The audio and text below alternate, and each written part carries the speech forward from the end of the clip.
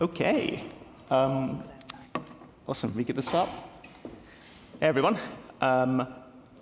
Good afternoon. My name is Zac. I am the CEO and co-founder of Aztec. We are a privacy-first layer for Ethereum.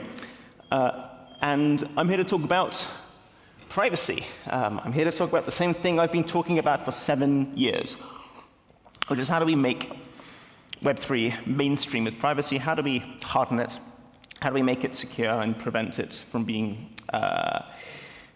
easily manipulated by bad actors? So, here's the thesis. This is the big brain rocket science that I've been talking about for 7 years. So I'm going to break it down. I know it's really hard to follow along, so I'm going to do it step by step. Okay. So step one: if we want to make Web3 to be a big deal, it needs to interact with real people in their everyday lives and actually enable them to use products and services that they use in the real world. And in order to interact with real-world assets and real-world quantities, one needs to be able to link an identity to a cryptocurrency account. And step 3, to put identity on-chain, we need privacy. Wow, big deal, right? Anyway, so this is pretty basic, right? This is fairly straightforward. I saw this in 2017 when I wanted to build a TradFi app on Ethereum, and we lacked privacy. So I set out to solve that, and here we are today. Quick 20-minute job, really, privacy or not. Anyway, so yes, privacy is important. For years, privacy has been almost thought of as like an addition to Web3, as in, you have all these various different Web3 ecosystems, and then, oh, you can have a private Web3. That's not how it's going to be in the future. Privacy is as important to Web3 as decentralization. It is a core value, or at least it ought to be a core value of blockchain. And I'm working to make that a reality, along with many, many other hundreds of people, if not thousands. So why does privacy really matter? Just to take a step back, what do I mean by privacy? It's a nebulous word these days. So at its core, it's information asymmetry. It's being able to prove something about information that you have that other people don't have, and you don't share that information. So it could be as simple as saying, I know my password, and I'm not going to tell you what it is, or here is a e-passport digital signature from my passport. I'm going to disclose to you that A, this signature exists, and B, it shows I'm over 18, but I could not disclose anything else. At its core, privacy technology is identity technology, and gives you the ability to make attestations about what happens in the world, what happens in Web 2. It allows you to create trustless oracles where you can, inside a Web3 smart contract, have some understanding of what's happening outside. For example, using zk-TLS, you can get information from websites. Using zk-email, you can get information from your email. And at its core, really, it's trust infrastructure technology. It's making. I don't see it as trustlessness. I think blockchain is all about. It's not about removing the need for trust. It's about making it possible to rapidly gain trust in one another, so that you can interact with each other seamlessly. And this is what this kind of technology does. It's what privacy does. And so, to really drill down into it, like the final real reason I think why privacy is required, again, it goes back to identity, it goes back to real world stuff. Where's the fundamental value in Web3 coming from today? I think, hang on, do I have another slide here? No, okay. Where's it coming from? And what's missing from this equation? I would argue that there's only really 2 fundamental sources of value on blockchain today. There's the value of dollar-backed stablecoins, and then there's the value of economic consensus. And by that I mean the price of consensus tokens like Ethereum or Bitcoin. How much is somebody willing to pay to get a trustless record of events? The reason I say there are only those 2 sources is because if the price of Ethereum went to 0, the price of every token on Ethereum, except the USDC and USDT, would also go to 0, and perhaps a lot of tokens outside of Ethereum as well. And so, so they are in some ways intrinsically fundamentally linked. They're sourcing their value from the same origin source. And what's missing from here is anything that touches the real world assets, intellectual property, real property, certificates from the real world that have meaningful value. The complicated network of obligation and responsibilities that binds us to real-world institutions, real-world assets, none of that's present on chain right now. And while that's the case, Web3 will never be able to scale beyond synthetic tokens and these quasi-casino games. And privacy is essential for solving this problem, because privacy allows you to put identities on chain and prove things about yourself to smart contracts. Forward. So how do we kind of pierce this synthetic Web3 bubble? How do we make Web3 more mainstream again? Well, in my opinion, it's pretty straightforward. Step one, you need to be able to interface with Web2 meaningfully. As in, I need to be able to talk to a smart contract and prove that certain things have happened in Web2. Things like, I can't read my own slides. Yeah, so like getting data from Web2 servers, piping it into Web3, or being able to use Web2 authorization to solve account abstraction. But most importantly, providing data provenance. So being able to, do things like prove I own a Twitter account that has over 100 followers. You can use that for some basic Sybil resistance. Prove, for example, I possess a account for the HMRC taxpayer website, which proves that I'm a UK taxpayer. Then once you have those kinds of attestations on chain securely, so when I say secure, when I say private, I mean this stuff is encrypted, and you're proving the unencrypted data to smart contracts, but you're not revealing it to the world. Once you have that, you can start to link accounts to identities. And you can start to do this in a much more holistic way than having to rely on a unique source of truth. So for example, I would say the alternative scenario is something like WorldCoin, where you have the world orb, which is basically a very unique attestation for your proof of humanity. What I'm talking about here is much more holistic, where your identity is composed of a very large, diverse set of sources that are coming from independent applications, products, services.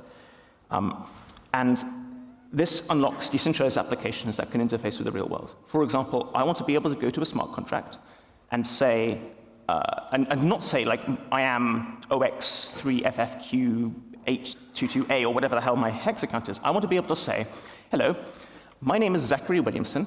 I am 37 years old. I am a citizen of the United Kingdom, and I live in London. And I want the smart contract to know this so that it can act on that information. This is the fundamentals for how you interact with the real world from a blockchain. And once you have that, you can start to establish meaningful digital sovereignty. And what I mean by that is establishing precedent that ownership of digital assets implies a legal claim to property in the real world. This is in my opinion, hardest part. This is the regulatory part. This is the part that is completely independent of technology. But we need to demonstrate that this kind of these kinds of things are useful and necessary and add value first, and that requires steps 1 and 2 to be fulfilled. Privacy technology bridges this divide. It bridges the gap between where we are today, where we talk about these ideas. We've been talking about them for 10 years, and the reality when none of them have really been executed successfully on chain yet.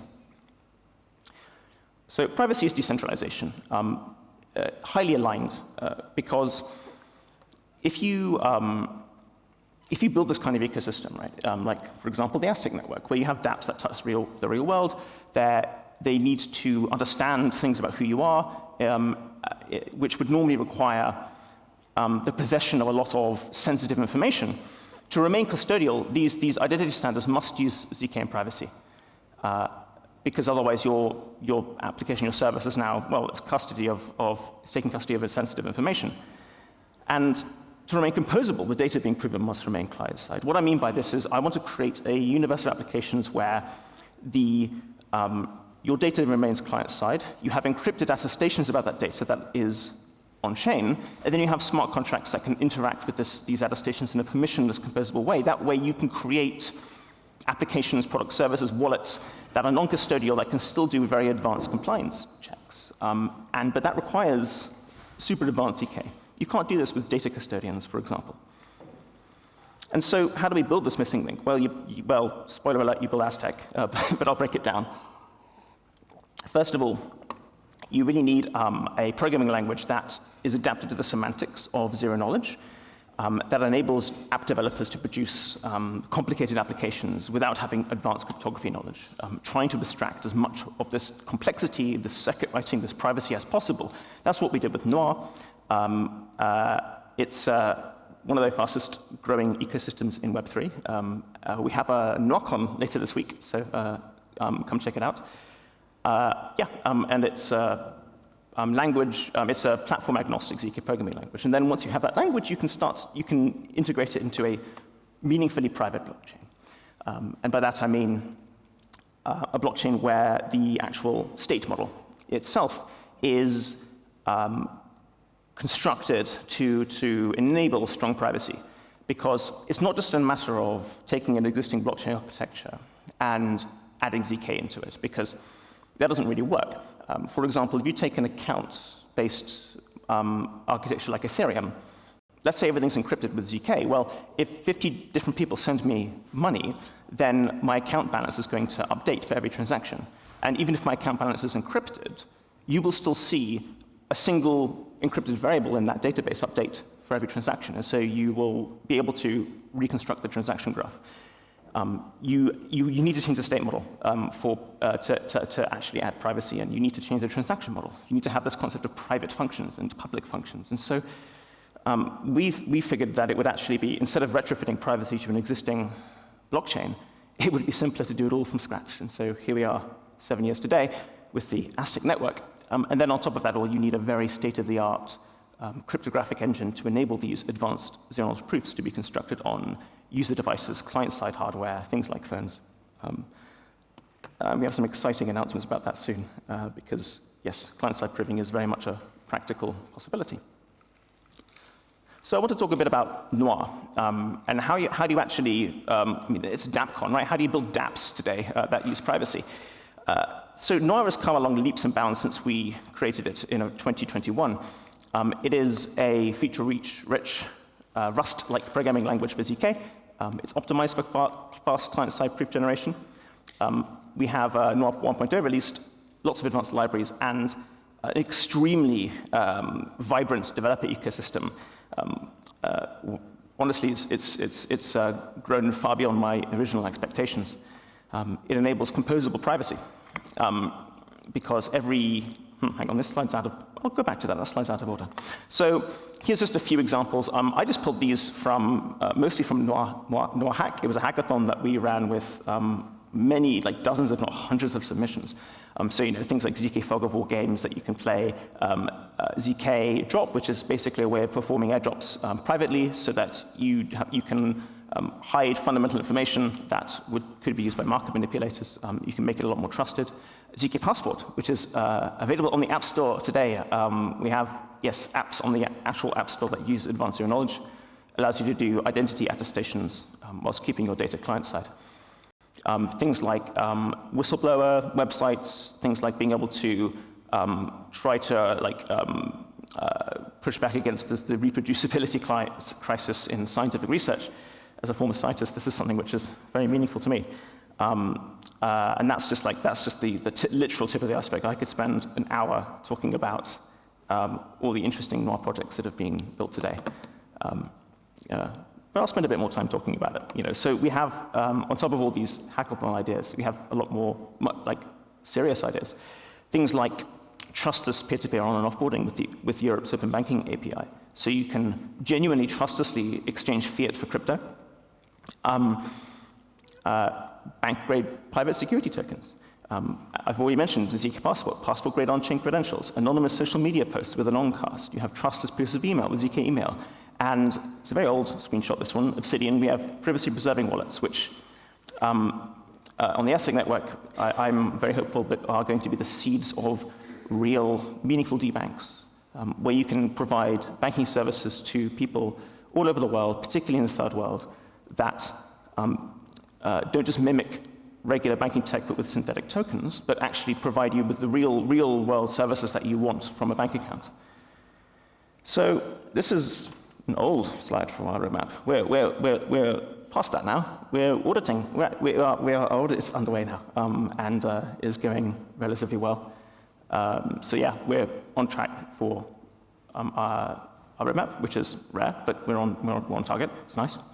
And yeah, get involved with Noir. I don't know how many people scan QR codes in conferences. I don't even know if this code is valid anymore. So yeah, some feedback on that would be very helpful.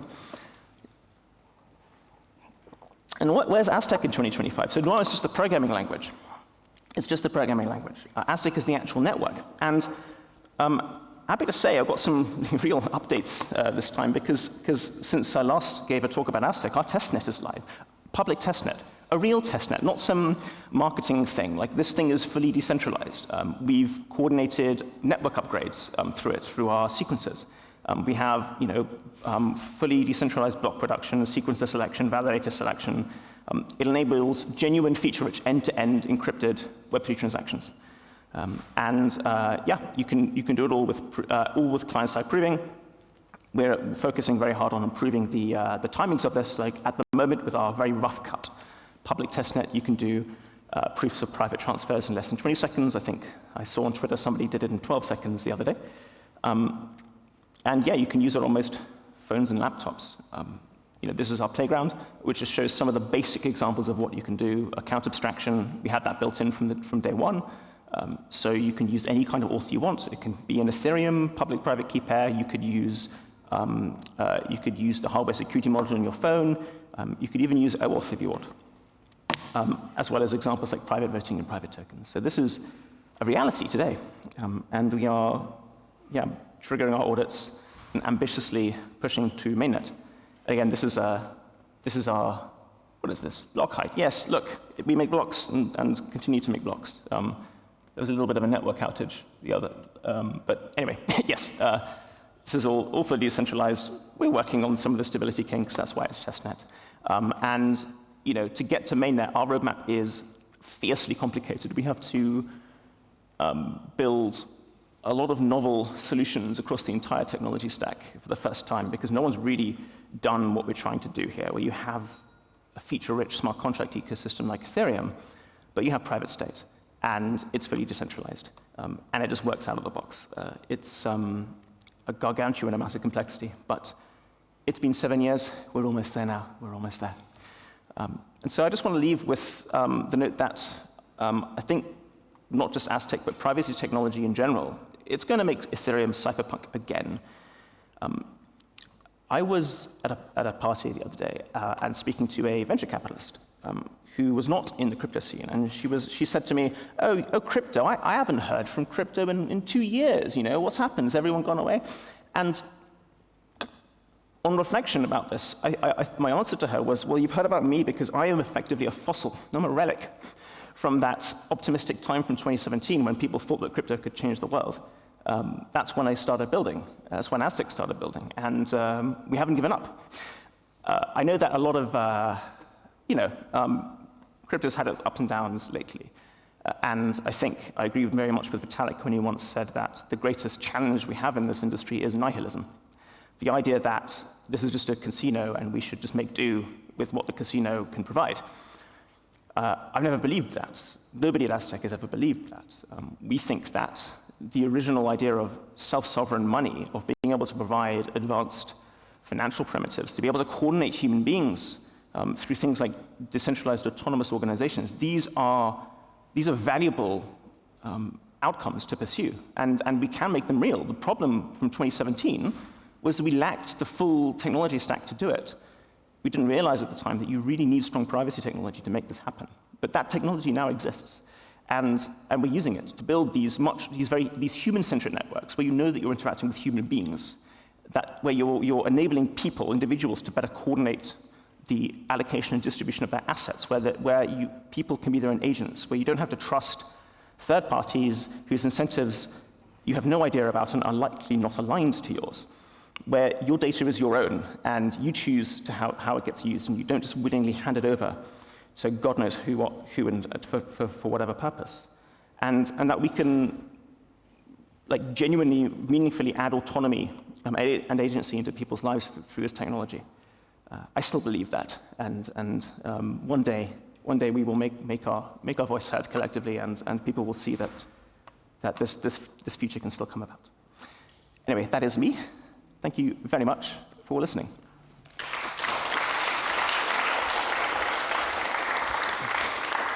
Thank you, Zach. Thank you. We have time for a few questions.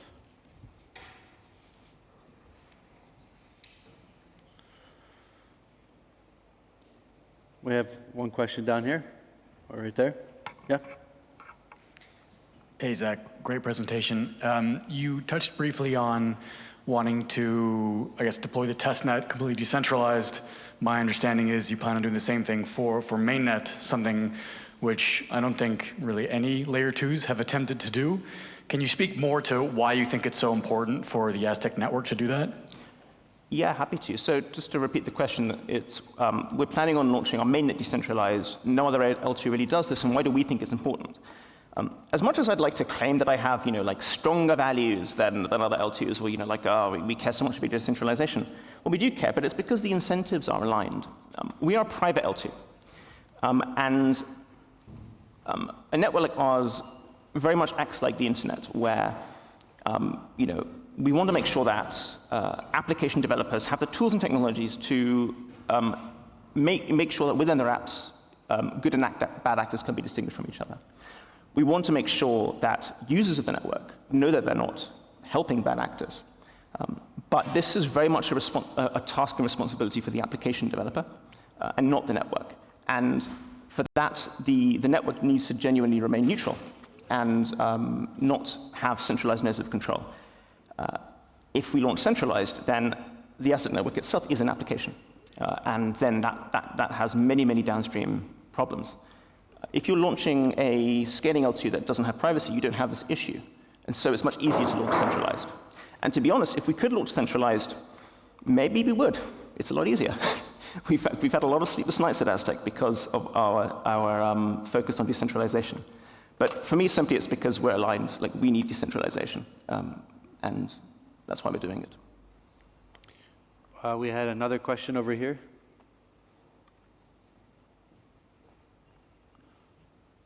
Yeah, I had a question regarding private state discovery. How should it be managed on Aztec? Since when building a wallet for programmable privacy layer 1 or 2, a main concern is, do users have to do their own private state discovery? Can they outsource it? Is it privacy preserving if they do it? Yeah. Good question. So how should wallets handle private state discovery? It's a thorny issue. So when we launched Aztec Connect back in 2021, we did have the system. It was very much like Zcash, where users had to effectively download the entire chain state and trial decrypt every single transaction to see if people were sending them money. That doesn't scale at all. And so, particularly with the transaction throughputs we're targeting, that's not practical. And so the question is, what trade-offs can you make? The holy grail is that you use private information retrieval and fully homomorphic encryption to do state syncing by third parties off-chain, where the idea is you have some big chunky server that downloads all your state for you, sends it to you, but they're using fully homomorphic encryption, so they don't actually know what state you possess. That's not really practical with today's technology. So what we're doing is, we call it handshaking. Effectively, what it is that we expect the sender and the recipients to communicate a bit of information to each other through side channels. Effectively, the sender sends a message to the recipient going, hey, expect something, here's some encrypted tag. And then the recipient can use that tag to basically derive a bunch of identities, that identification numbers that they can very quickly and rapidly scan the blockchain for. So it does leak a little bit of information, particularly if that side channel gets leaked. Effectively, it means that if the side channel gets leaked, observers will know that a specific individual will be expecting to receive notes of some description from somebody, but we feel like that's a relatively reasonable trade-off. Please, a round of applause for Zac Williamson from Aztec Labs.